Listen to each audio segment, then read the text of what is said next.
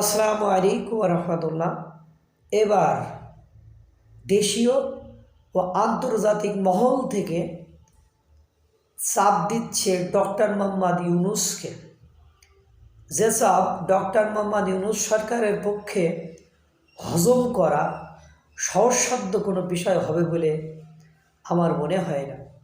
আপনারা টিআই মানে transparency international এর নাম শুনেছেন। এই ট্রান্সপারেন্সি ইন্টারন্যাশনাল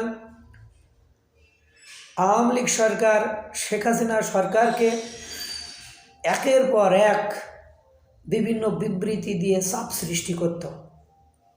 এই টিআইবি ট্রান্সপারেন্সি ইন্টারন্যাশনাল বাংলাদেশ গত 5 ও 6 ফেব্রুয়ারি বাংলাদেশে ঘটে যাওয়া যে কর্মকাণ্ড সেটি বিশ্বের সকল মিডিয়া তো বর্ণনা দিয়েছে। এই ট্রান্সপারেন্সি ইন্টারন্যাশনাল বিবৃতি দিয়েছেন। বিবৃতিতে ট্রান্সপারেন্সি ইন্টারন্যাশনাল বলেছে যে বিবৃতি নির্ভর নির্লিপ্ততা নয়, যে আপনারা শুধু বর্ণনা দিয়ে যাচ্ছেন, একটা ব্রিফিং করতেছেন, অথচ সরকার কোনো ভূমিকা পালন করছে না, থামানোর কোনো চেষ্টা করছে না, কোনো বাহিনী পাঠাচ্ছে না, মানে একটা বিবৃতি দিয়ে দায়সারা কর্মকাণ্ড করছেন।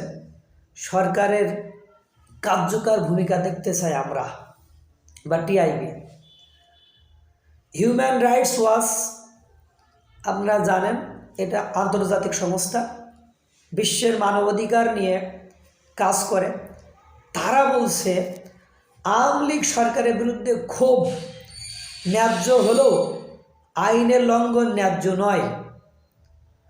উচ্ছৃঙ্খল জনতা ক্ষমতাচ্যুত হাসিনার পারিবারিক বাড়ি ধ্বংস করেছে, এই শিরোনামে একটা প্রস্তাব উপস্থাপন করার জন্য অন্তর্বর্তী সরকারের প্রতি আহ্বান জানিয়েছে।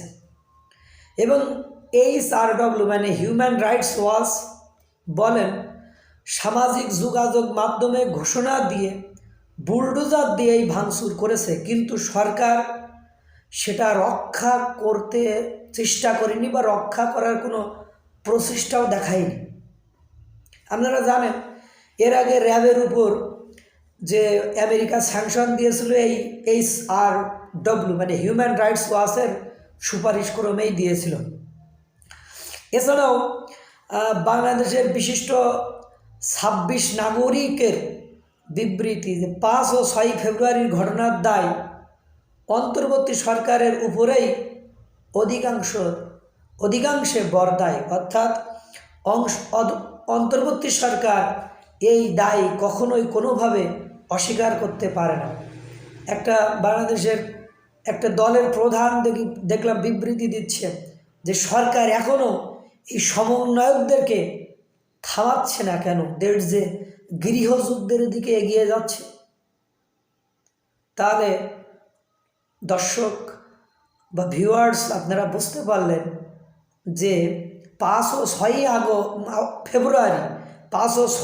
6 ফেব্রুয়ারি ঘটে যাওয়া ঘটনা আন্তর্জাতিক মহল সহ সকল সচেতন মহলকে নাড়া দিয়ে গিয়েছে। এটার জন্য কোথাকার জল কোথায় যে গড়ায় শুধু আপনারা দেখতে থাকুন। আল্লাহ তাআলা সকলকে ভালো রাখুক, সুস্থ রাখুক। আসসালামু আলাইকুম রহমতুল্লাহ।